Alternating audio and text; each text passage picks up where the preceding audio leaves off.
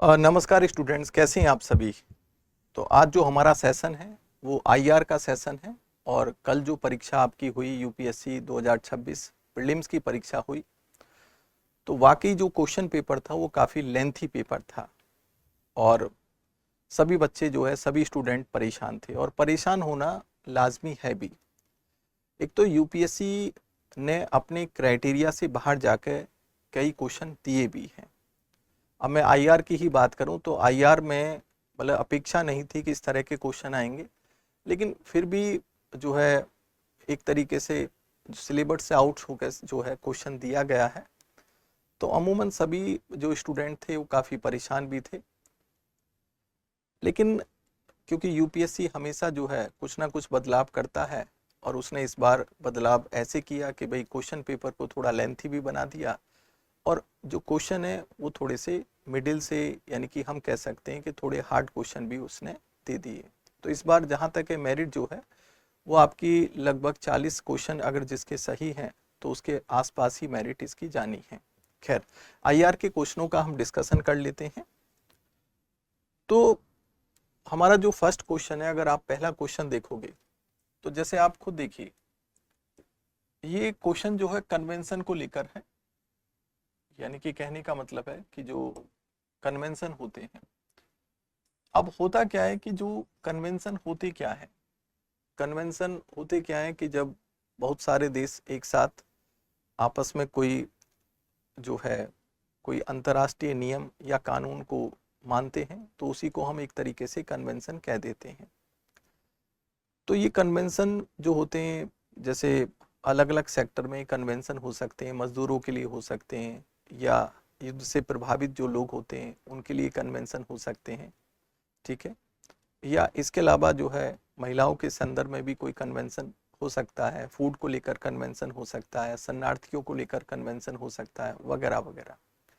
तो आपने देखा होगा कि इस बार ये क्वेश्चन कन्वेंशन का क्यों दिया गया, उसका एक बहुत बड़ा रीज़न था कि अमेरिका में जो इमिग्रेशन पॉलिसी थी वो काफ़ी सुर्खियों में रही।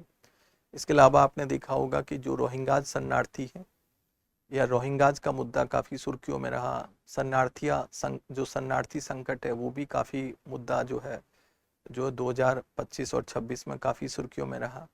इसके अलावा रूस और यूक्रेन का युद्ध हुआ, आपने देखा होगा कि गाजा पट्टी पर इसराइल ने अटैक किया।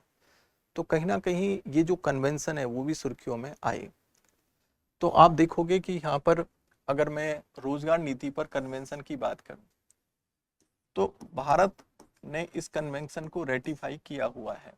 यानी कि भारत ने इस कन्वेंशन पर जो है सिग्नेचर किया हुआ है और इसकी पुष्टि की हुई है। तो इसका मतलब ये क्या है, यहाँ पर भारत जो है इसका अनुसमर्थन करता है। अब बलात्श्रम के अंत पर कन्वेंशन की बात करें तो आपने देखा होगा कि अगर मैं इसकी बात करूं तो इस पर भी ये 2000 में भारत ने इसको रेक्टिफाई किया है, तो ये भी सही है। इसके अलावा अगर हम देखें तो सभी प्रवासी श्रमिकों और उनके परिवार के सदस्यों के अधिकारों के संरक्षण पर अंतर्राष्ट्रीय कन्वेंशन है, ये इस कन्वेंशन को भारत ने रेक्टिफाई नहीं किया है। युद्ध के समय अगर आप देखोगे सिविलियन व्यक्तियों के संरक्षण से संबंधित जिनेवा कन्वेंशन, अब देखो इसको लेकर थोड़ा सा डाउट है। जैसे अब ऑप्शन के हिसाब से देखें तो यहाँ ऑप्शन सही ढंग से नहीं बन पा रहा। तो ये जो चौथा पॉइंट है, अगर हम इस जिनेवा कन्वेंशन की बात करें तो जिनेवा कन्वेंशन पे भारत ने रेक्टिफाई किया हुआ है, और उसका प्रूफ ये भी है कि भाई 1949 में आया था, 50 में इसका समर्थन किया था, और 60 में इसको लेकर जिनेवा कन्वेंशन एक्ट भी बनाया था। ठीक है, तो इसका मतलब ये सही होना चाहिए। राज्य विहीनता को कम करने का जो कन्वेंशन है, अगर हम इसकी बात करें तो ये जो कन्वेंशन है ये अपने आप में गलत है, क्योंकि यहाँ पर गलत का मतलब ये है कि भारत ने इसको रेक्टिफाई नहीं किया है। तो इसका मतलब जो आंसर है, तो आंसर इसका जो है कौन से 3 एंड 5 इसका आंसर होना चाहिए कायदे में। तो ठीक है, तो आंसर तो 3 एंड 5 होने चाहिए। तो लेकिन ऑप्शन में ये तो हो ही नहीं सकता, क्योंकि थर्ड तो ऑप्शन में गलत है ही। या तो ये आंसर बनेगा या ये आंसर बनेगा। अब 3 एंड 5 इसका आंसर बन रहा है। इसका मतलब क्या है कि 3 एंड 5 का मतलब है कि ना तो अब ये भी है ना ही ये ही है।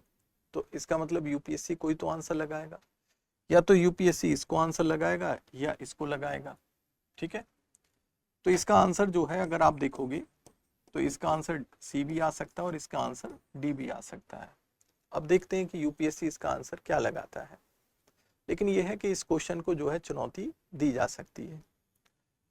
तो यहाँ पर मैंने लिखा भी है कि भारत ने रेटिफाई कौन कौन से किए हैं। जैसे एम्प्लॉयमेंट पॉलिसी कन्वेंशन 1998 में रेटिफाई किया है, फोर्स्ड लेबर कन्वेंशन 2000 में रेटिफाई किया है, और फोर्थ जेनेवा कन्वेंशन 1950 में रेटिफाई किया है।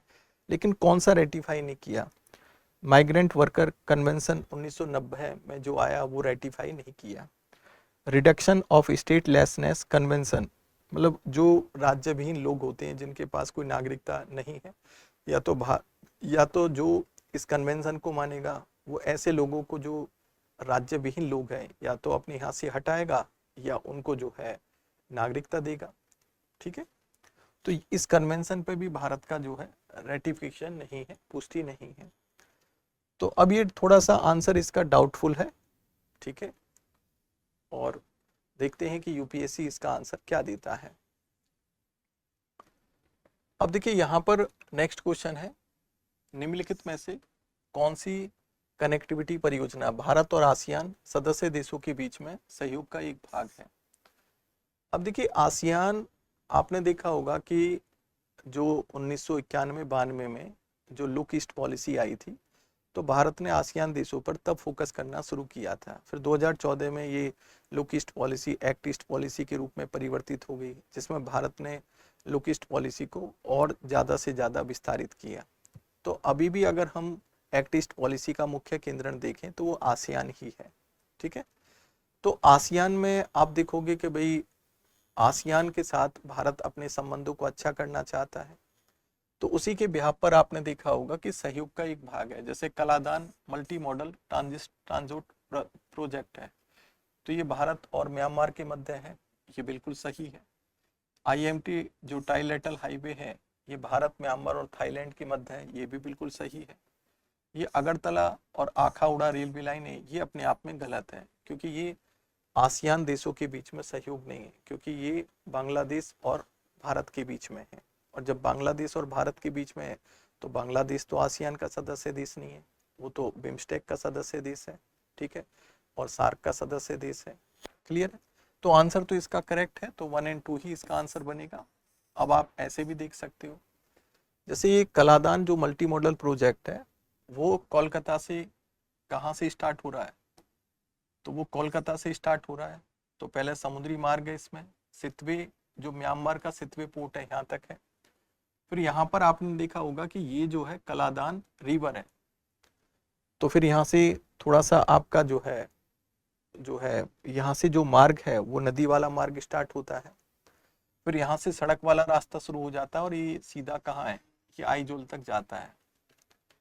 तो कहने का मतलब है कि ये कलादान मल्टी मॉडल ट्रांसपोर्ट क्यों है? क्योंकि इसमें समुद्र का भी रास्ता है, इसमें नदी का भी रास्ता है, इसमें सड़क का भी रास्ता है। ठीक है, क्लियर है। तो I think Kaladan multi modal किसके बीच में है? म्यांमार के बीच में है, और किसके बीच में है? ये आपके भारत के बीच में है।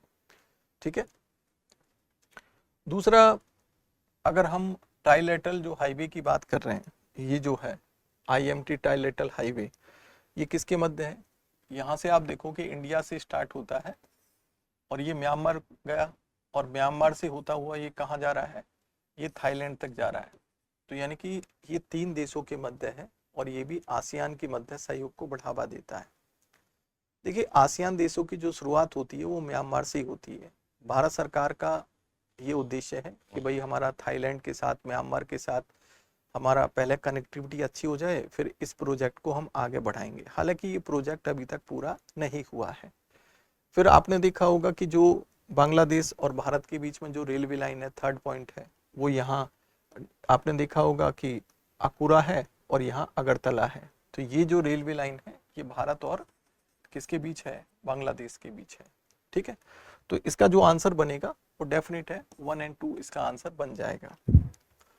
अब आप देखोगे इसके बाद तो थोड़ी सी जानकारी है कि जितने भी आपके कोर्सेज हैं, चाहे वो आईएएस का है, पीसीएस का है, या टीचिंग का है, जुडिशरी का है, उन पर जो है इस टाइम छूट है। तो जो भी बच्चा इनको लेना चाहे तो वो ले सकता है, और ये ऑफर थोड़े समय के लिए है।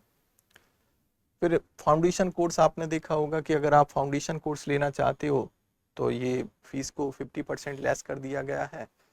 तो जो इसका फ़ायदा कोई भी स्टूडेंट उठाना चाहे तो उठा सकता है, ठीक है। और इस नंबर पे आप कॉल करके इसकी जानकारी ले सकते हो। तो इसमें वो सारी सुविधाएं हैं जो फाउंडेशन कोर्स में दी जाती हैं, वो सारी सुविधाएं इस कोर्स में हैं। इसके अलावा देखिए अगला जो क्वेश्चन है आप लोगों का कि भारत से सहायता प्राप्त परियोजना, और यहाँ देश का नाम, सूची का नाम दिया गया है। अब देखिए यहाँ पर जो मंगदेशु पनबिजली परियोजना है, एक्चुअली में ये किसके मध्य है? तो अगर हम देखें मंगदेशु बिजली परियोजना, ये भूटान और भारत के मध्य है। ये जो हाइड्रो, भारत और भूटान के मध्य हाइड्रो पावर डिप्लोमेसी को दिखाता है। किसको दिखाता है? डिप्लोमेसी को। स्टोर पैलेस ऑफ जीर्णोद्धार, ये अफगानिस्तान और क्या है, भारत के मध्य है।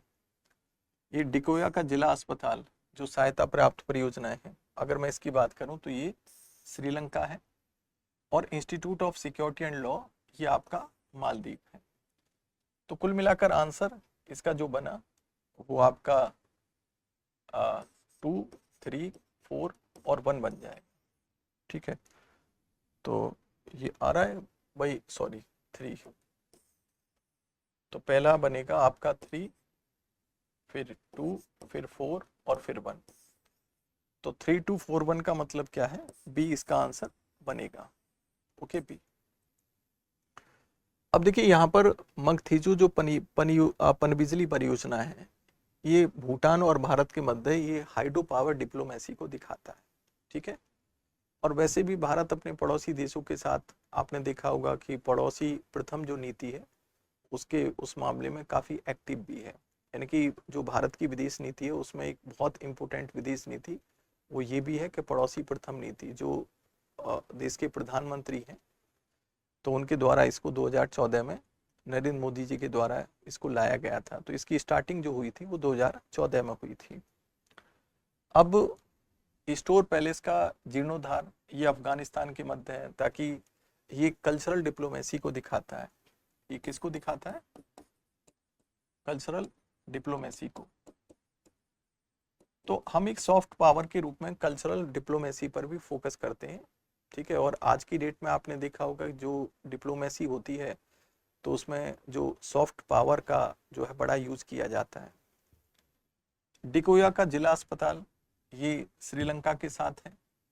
तो ये भारत के सहयोग से इसको बनाया गया है। तो ये तमिल डिप्लोमेसी को दिखाता है, क्योंकि भारत में आपने देखा होगा कि भारत के बहुत से जो तमिल हैं वो जो है श्रीलंका में रहते हैं। तो ये एक तरीके से तमिल डिप्लोमेसी के संदर्भ में है। और institute of security and law of enforcement strategy, ये म्यांमार, मालदीव के साथ है। और ये मैरीटाइम सिक्योरिटी से संबंधित है और पड़ोसी प्रथम नीति से संबंधित है। और आपने देखा होगा कि भारत जो है, जैसे भारत की मैरीटाइम सिक्योरिटी को लेकर सागर नीति है, महासागर नीति है। तो देन कुल मिलाकर ये जो है मैरीटाइम सिक्योरिटी से संबंधित या मैरीटाइम सिक्योरिटी डिप्लोमेसी से संबंधित हम इसको कह सकते हैं। तो आई थिंक ये क्वेश्चन आपको समझ में आ गया होगा। तो इसका मागधेशु पनबिजली परियोजना क्या है? भूटान में है। स्टोर पैलेस का जीर्णोद्धार अफगानिस्तान में है। डिकोया का जिला अस्पताल श्रीलंका में है। और institute of security and law and enforcement strategy Maldives है। तो जहाँ पर वहाँ की जो फोर्सेस हैं उसको ये प्रशिक्षण देने से संबंधित है। इसके अलावा अगर हम देखें तो बहुपक्षीय सहयोग मंचों के बारे में निम्नलिखित कथनों पर विचार। अब देखिए एक चीज देखिए, हालांकि देखिए अब तो हम कह रहे हैं कि भाई ये क्यों आया, कैसे आया। तो आने के पीछे बहुत बड़ा कारण ये था कि भारतीय विदेश नीति में जो नेबरहुड फर्स्ट पॉलिसी है वो बड़ी इम्पोर्टेंट नीति है, इम्पोर्टेंट पॉलिसी है। और यही कारण है कि भारत के पड़ोसी देशों के साथ भारत कैसे जो है नेबरहुड फर्स्ट पॉलिसी को अपनाता है, कैसे उसका क्रियान्वयन करता है, वगैरह वगैरह। ये इसलिए इस पॉलिसी को, ये क्वेश्चन को दे दिया गया। अब यहाँ पर देखें हम बहुपक्षीय सहयोग मंचों के बारे में कथनों पर विचार कीजिए। अब जैसे यहाँ पर कोलंबो प्रक्रिया की बात है, आबू धाबी संवाद की बात है, और यहाँ पर एक जो है यहाँ पर global forum of migration and development की बात है। देखिए आपने देखा होगा कि ये माइग्रेशन को लेकर है। हमारे देश के बहुत से लोग जो है जॉब के लिए, आपने देखा होगा कि पश्चिम एशिया के देशों में, खासकर अरब खाड़ी के देशों में जाते हैं, या इसके अलावा जैसे अमेरिका जाते हैं। तो कुल मिलाकर कहने का मतलब है कि जो भारत के पड़ोसी देश हैं, तो वो एक तरीके से कोलंबो प्रोसेस को अपनाते हैं। कोलंबो प्रोसेस का मतलब है जैसे बांग्लादेश, कोलंबो बांग्लादेश हो गया, श्रीलंका हो गया, भारत हो गया। तो यहाँ से बहुत से श्रमिक जो है, जैसे आबू धाबी हैं, मतलब जैसे आप देखो कहाँ जाते हैं, जैसे संयुक्त अरब अमीरात हैं, या इसके अलावा सऊदी अरब हैं, या कतर हैं, या ओमान है, तो वहाँ पर जाके जो है जॉब करते हैं। तो देन उनके डेवलपमेंट को लेकर, यानी कि उनके साथ कुछ गलत ना हो, तो कोलंबो प्रोसेस का मतलब यही है। ठीक है, तो ये क्या है कि भाई कोलंबो प्रक्रिया, कोलंबो प्रोसेस एक क्षेत्रीय परामर्शदात्री प्रक्रिया है। यहाँ तक तो ये सही है। ठीक है, हालांकि ये कोई एग्रीमेंट नहीं है जिसमें सदस्य देश सर्वसम्मति से बाध्यकारी। अब ये बात तो ठीक है कि सर्वसम्मति से है, लेकिन बाध्यकारी वाला पॉइंट अपने आप में गलत है, तो इसका मतलब ये गलत हो जाता है। तो कोलंबो प्रक्रिया में जो देश शामिल है, जैसे भारत है, बांग्लादेश है, नेपाल है, श्रीलंका है, ये देश जो है एक सर्वसम्मति के साथ तो निर्णय लेते हैं, ताकि जो यहाँ से श्रमिक जो मध्य पूर्व एशिया देशों में जाते हैं उनके साथ कुछ गलत ना हो। लेकिन ये अपने आप में बाध्यकारी नहीं है, और इसी वजह से पहला स्टेटमेंट गलत हो जाता है। दूसरा है आबू धाबी संवाद डायलॉग। तो यहाँ तो सिर्फ ये था कि जो श्रमिक है, मतलब जो प्रवासी है, ये प्रवासी एक श्रमिक मंच है। ठीक है, तो कहने का मतलब है कि जो सेंडर कंट्रीज हैं उनसे संबंधित है। अब यहाँ पर क्या है, सेंडर और रिसीविंग दोनों तरह के कंट्रीज हैं, दोनों देशों के मध्य एक संवाद है कि भाई एशिया के देशों से जो श्रमिक जाते हैं कहाँ पर, दक्षिण पूर्व एशियाई देशों में, तो सेंडर वाले देश दक्षिण एशिया के देश हो गए, रिसीविंग वाले देश कौन से हो गए, जो आपके मध्य पूर्व एशिया, खासकर जो खाड़ी के देश हैं। तो इन दोनों के मध्य का आपसी क्या है, संवाद है। इसी को ही हम क्या कहते हैं, ये आबू धाबी संवाद कहते हैं, जिसमें संविदा श्रमिकों के आवागमन पर क्षेत्रीय सहयोग को सुकर बनाने के लिए श्रमिकों के मूल स्थान और गंतव्य स्थान से जुड़े एशियाई देशों के मध्य एक स्वैच्छिक गैर बाध्यकारी एक परामर्शी निकाय है। तो ये एक तरह का संवाद है। ठीक है, जो प्रवासी भारतीय हैं, मतलब प्रवासियों से संबंधित, तो ये जो सेंडर देश है और जो रिसीविंग देश है, इन दोनों के मध्य है। तो इसका मतलब ये सही है। एक पूर्व संयुक्त राष्ट्र महासचिव के प्रस्ताव के अनुशंसा। अब पूर्व महासचिव कौन है, कोफी अन्नान है। तो सृजित प्रवासन और विकास के लिए वैश्विक मंच forum for migration and development एक स्वैच्छिक मंच है जिसके निर्णय बाध्यकारी स्वरूप के नहीं है। तो हालांकि स्टेटमेंट ये भी बिल्कुल सही है। अब इसमें क्या है, कोफी अन्नान ने ये कंसेप्ट अपना रखा था कि भाई जो प्रवासी श्रमिक होते हैं जो कहीं काम करते हैं, तो उनका डेवलपमेंट जो है, डेवलपमेंट को बढ़ावा दिया जाए, ताकि जिस देश के वो हैं वहाँ रेमिटेंस को बढ़ावा मिल सके। ठीक है, उनके डेवलपमेंट को भी बढ़ावा मिल सके। तो ये थर्ड स्टेटमेंट भी अपने आप में बिल्कुल सही है। तो ये जो है, ये वैश्विक प्रवासन मंच है, ये श्रमिक देशों का मंच है, और वो अपने आप में प्रवासी श्रमिक मंच है। ठीक है, तो आई थिंक क्लियर हो गया होगा। तो आंसर क्या बनेगा, सेकंड और थर्ड इसका आंसर होना चाहिए। तो केवल सेकंड और थर्ड, सी आंसर। तो यहाँ मैंने लिखा भी है कोलंबो प्रोसेस, ये 2003 में आया था। ये प्रवासी श्रमिक मंच है जिसमें सिर्फ जो है वो देश शामिल है जो अपने यहाँ से श्रमिकों को भेजते हैं। ये अबू धाबी डायलॉग कब आया था, 2008 में आया था। ये श्रमिक देशों का मंच है, इसमें रिसीविंग देश भी हैं और इसमें सेंटर देश भी शामिल है, इनका आपस में एक संवाद है। और एक GFMD जो है 2007 में आया था ये, और ये वैश्विक प्रवासन मंच है कि भाई अंतर्राष्ट्रीय स्तर पर जो है कैसे जो है इनके डेवलपमेंट को बढ़ावा दिया जाए। ठीक है, हमारा नेक्स्ट क्वेश्चन है कि निम्नलिखित संयुक्त राष्ट्र संगठनों एजेंसियों पर विचार कीजिए। अब देखिए, विश्व खाद्य कार्यक्रम है, ठीक है, आपका संयुक्त राष्ट्र बाल श्रम है। तो अब यहाँ लिखा है उपयुक्त से कितनों को 2 बार नोबेल प्राइज पुरस्कार प्रदान किया गया। अब देखिए, विश्व खाद्य कार्यक्रम को 1 बार दिया गया है और ये मिला था 2020 में। तो ये 2020 में मिला था, ठीक है, विश्व खाद्य कार्यक्रम, क्योंकि अफ्रीका में जैसे सूडान का आपने देखा होगा कि सूडान गृह युद्ध था, तो वहां पर काफी इसने जो है बड़ी भूमिका निभाई थी। अब संयुक्त राष्ट्र बाल संघ, इसको 1 बार भी जो है अभी तक जो है नोबेल प्राइज नहीं मिला है। शरणार्थियों के लिए जो संयुक्त राष्ट्र उच्चायुक्त है, इसको 2 बार मिल चुका है। और 2 बार कब मिला? 54 में और 81 में इसको मिल चुका है। और अंतर्राष्ट्रीय श्रम संगठन, इसको जो मिला है वो कब मिला है? वो 1969 में इसको मिल चुका है। अब कह रहा है उपयुक्त में से कितनों को, तो कितने क्या में, एक ही है और वो है शरणार्थियों के लिए संयुक्त राष्ट्र उच्चायुक्त। तो आंसर क्या बनेगा? तो ए ही इसका आंसर बनना चाहिए, ठीक है। तो अब तक जो मिला है UNHCR को मिला है और वो 2 बार मिला है नोबेल प्राइज। अब देखिए, आपने देखा होगा कि जो विश्व खाद्य कार्यक्रम है वो खाद्य सहायता से संबंधित है। संयुक्त राष्ट्र बाल कोष जो है बच्चों के कल्याण से संबंधित है। शरणार्थियों के लिए संयुक्त राष्ट्र उच्चायुक्त जो है वो शरणार्थी सहायता से संबंधित है। और अंतर्राष्ट्रीय श्रम संगठन ये श्रमिक अधिकारों से संबंधित है। तो आंसर इसका ए ही आएगा। तो आंसर हम इसको क्या कहेंगे? आंसर ए है। यहाँ पर दिया भी है कि ये जो फूड जो विश्व खाद्य जो आपका कार्यक्रम है, इसकी स्थापना 61 में हुई थी, खाद्य सहायता से संबंधित है। यूनिसेफ की स्थापना 46 में हुई थी, बच्चों के कल्याण से संबंधित है। जो मानव अधिकारों से संबंधित है वो 1950 में शरणार्थी सहायता है, ठीक है। शरणार्थियों के लिए जो संयुक्त राष्ट्र उच्चायुक्त है, सॉरी ILO जो 1919 में बना, श्रमिक अधिकार से संबंधित है। UNHCR को जो मिला है 54 में मिला, 81 में मिला। ILO को 1969 में मिला है। और वर्ल्ड फूड जो है कार्यक्रम जो प्रोग्राम है, इसको 2020 में मिला है। ओके, नेक्स्ट क्वेश्चन है हमारा कि संयुक्त राष्ट्र शांति स्थापना अभियान। अब देखो, बात वही आती है कि अब तो गैस लगाना बड़ा आसान है कि ये क्यों आया, कैसे आया। अब जैसा मैं इसी की बात करूं तो आपने देखा होगा कि इसके पीछे आने के पीछे कारण क्या था। ये क्वेश्चन बड़ा मुश्किल है और इसे करना, अगर बाय लक किसी का क्वेश्चन सही हो गया होगा तो ठीक है, अन्यथा जो है सही नहीं हुआ। तो आप ये देखिए कि मैं इस क्वेश्चन की अगर बात करूं तो ये क्वेश्चन क्यों पूछा गया।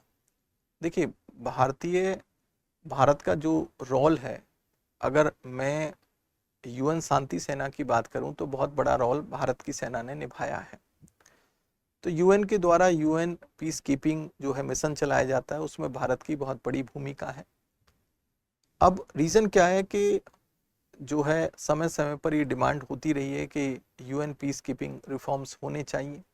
इसके अलावा जो आपने देखा होगा कि अंतर्राष्ट्रीय स्तर पर जो अफ्रीका में गृह युद्ध की स्थिति रही, या हैती वाला जो हैती संकट है वो बना रहा, तो इस वजह से ये सुर्खियों में रहा। अब क्या हुआ, UPSC ने इसको कंपाइल कर लिया और कंपाइल करके जो है अब तक जो शांति सेना में जो भारत के अभियान रहे या फिर जो बड़े बड़े अभियान रहे, तो उसको पूछ लिया कि भाई आप इसको मैच करके बता दो।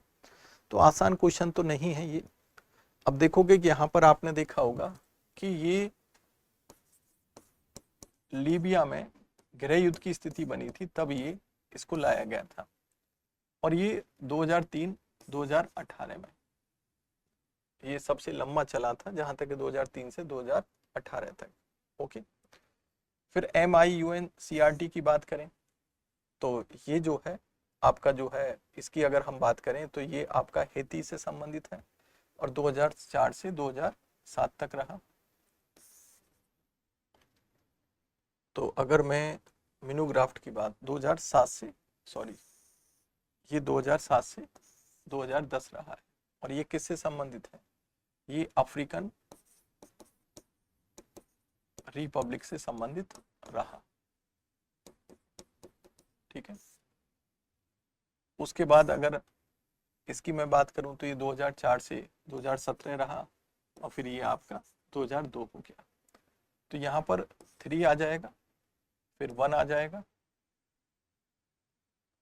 तो ये 3 हो गया, फिर 1 हो गया, फिर 4 हो गया और फिर 2 हो गया। 3 1 और यहाँ पर ये 4 2 आ गया। तो कुल मिलाकर कहने का मतलब है कि ये लीबिया संकट रहा तभी आया 2003 से 2018।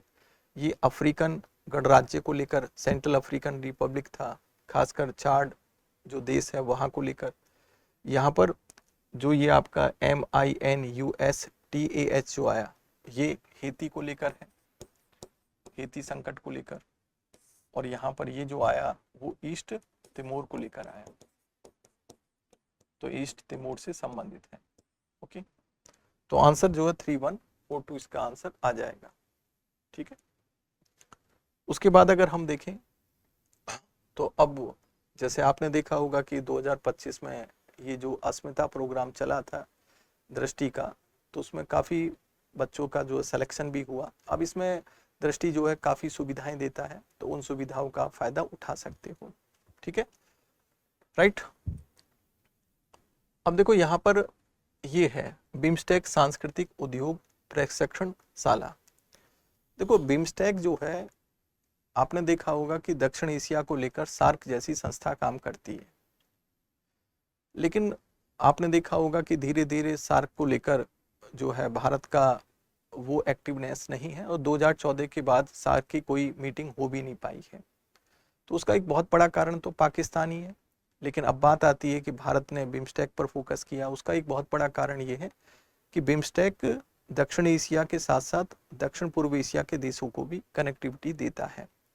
तो यानी कि दोनों के मध्य वो कनेक्टिविटी पैदा करता है, क्योंकि उसमें म्यांमार भी शामिल है और उसमें थाईलैंड भी शामिल है।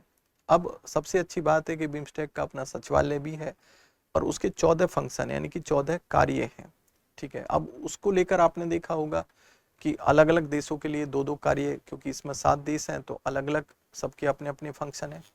अब यहाँ पर क्या है कि भाई पूछने का एक बहुत बड़ा कारण यही हो सकता है कि भाई यहाँ पर बिम्स्टेक के साथ जो है भारत चाहता है कि भाई इसको आगे बढ़ावा दिया जाए। ठीक है, ताकि जो आसियान के देशों के साथ उसकी कनेक्टिविटी को बेहतर किया जा सके। और उसके लिए ये है कि भाई जो नॉर्थ ईस्ट के जो देश हैं उन देशों के साथ जो है मतलब उसका डेवलपमेंट भी हो सके। तो मेन कारण तो यही है कि आसियान के देशों के साथ हमारा व्यापार अच्छा हो सके और साथ में जो आपका नॉर्थ ईस्ट के जो राज्य हैं उनके साथ उनका डेवलपमेंट हो सके और उनकी सुरक्षा भी बेहतर की जा सके। खैर, तो बिम्स्टेक अब बात कर लेते हैं। बिम्स्टेक की बात करें तो भाई ये जो सांस्कृतिक उद्योग प्रशिक्षणशाला है ये थिम्बू है। आपका बिम्स्टेक ऊर्जा केंद्र जो है वो आपका यहाँ पर बेंगलुरु होगा। ठीक है, और इसके अलावा मौसम और जलवायु के लिए बिम्स्टेक केंद्र कौन सा है, ये आपका नोएडा है। और बिम्स्टेक प्रौद्योगिकी हस्तांतरण जो है आपका कोलंबो हो गया। यानी कि कहने का मतलब है 4 हो गया, 2 हो गया, 1 हो गया और 3 हो गया। 4 2 1 3, तो इसका आंसर जो है इसका सी आंसर बनेगा। अब इसमें बस ये है कि अगर किसी को आता है तो ठीक है वो कर देगा, नहीं आता है तो भाई बाय लक है। ओके, तो आंसर 4213 आ गया। लेकिन इसका पूछने का कारण बस एक यही है कि भारत का बिम्स्टेक पर जो है एक्टिवनेस के साथ फोकस है, ताकि आसियान के देशों के साथ उसकी कनेक्टिविटी को अच्छा बनाया जा सके। और यही कारण है कि इसके पीछे पूछने का जो कारण बनता है वो यही है। नेक्स्ट क्वेश्चन है कि भाई 2026 में जर्मनी के संघीय गणराज्य के चांसलर भारत की यात्रा की और इस यात्रा के परिणामों के संबंध में निम्नलिखित में से कौन कौन से कथन सही नहीं है। अब देखिए, अखिल भारतीय आयुर्वेद संस्थान और हैम्बर्ग विश्वविद्यालय के बीच, अब ये हैम्बर्ग विश्वविद्यालय नहीं है, ये चार्टी यूनिवर्सिटी है, तो ये अपने आप में गलत है। तो है क्या, चार्टी यूनिवर्सिटी है, तो समझौता जो हुआ था चार्टी यूनिवर्सिटी के बीच हुआ था, इसका मतलब ये गलत है। हॉकी इंडिया और जर्मन हॉकी फेडरेशन के बीच युवा हॉकी के विकास पर समझौता ज्ञापन पर हस्ताक्षर, ये बिल्कुल सही है। क्योंकि अभी जनवरी में आपने देखा होगा कि जर्मनी के चांसलर का भारत में आना हुआ था, और कुछ चित्र आपने देखे होंगे कुछ सोशल मीडिया पर प्रधानमंत्री मोदी जी और इनके बीच में आपस में पतंग उड़ाते हुए, तो काफी सोशल मीडिया पे सुर्खियों में भी रहा था। तो प्रशांत प्रशांत भारत प्रशांत क्षेत्र पर द्विपक्षीय संवाद तंत्र की स्थापना, ये बिल्कुल सही है। लखनऊ में जर्मनी के मानद वाणिज्य दूतावास का उद्घाटन, तो ये लखनऊ नहीं है, ये एक्चुअली में क्या है, अहमदाबाद है, तो इसलिए ये अपने आप में गलत है। तो अब क्या पूछ रहा है कि कौन से सही नहीं है, तो एक तो पहला सही नहीं, एक चौथा सही नहीं है, पहला और चौथा सही नहीं है, तो आंसर इसका क्या बनेगा, बी बनेगा। ठीक है, तो कहने का मतलब है कि जो ये अखिल भारतीय जो संस्थान है आपका, अखिल भारतीय आयुर्वेद संस्थान, इसका सही जो मेमोरेंडम ऑफ अंडरस्टैंडिंग हुआ था वो चार्टियन की चार्टिया यूनिवर्सिटी से हुआ था, इसलिए ये अपने आप में क्या गलत हो जाता है। हॉकी जो मेमोरेंडम हुआ था वो युवा हॉकी विकास के लिए किया गया था। जो आपका इंडो पैसिफिक है वो संवाद तंत्र स्थापित करने के लिए है, ये सही है। लखनऊ जो कंसल नहीं है, उद्घाटन अहमदाबाद में हुआ था, तो इसलिए अपने आप में गलत है, और ये भी अपने आप में गलत है। ठीक है, तो आंसर क्या बना इसका मतलब, तो इसका मतलब क्या है, आंसर जो बनेगा इसका वो क्या बनेगा इसका आंसर, तो ये गलत है, ये सही है, ये सही है, तो आंसर वही है 1 और 4, क्योंकि ये पूछा है सही नहीं है। तो आई थिंक ये हमारे आईआर के क्वेश्चन थे। तो कुल मिलाकर देखिए मेरा कहना यही है कि अगली बार जो तैयारी कर रहे हैं स्टूडेंट, और 2027 में जब पेपर आएगा, तो पेपर कैसा आएगा कैसा नहीं आएगा तो ये तो पता नहीं है, क्योंकि हर बार यूपीएससी कोई ना कोई शॉकिंग न्यूज़ तो देता ही है। तो मेरा खुद का व्यक्तिगत मानना ये है कि अगर आपको सिलेक्शन पीटी में लेना है तो आप ज़्यादा से ज़्यादा क्वेश्चन पेपर को करिए।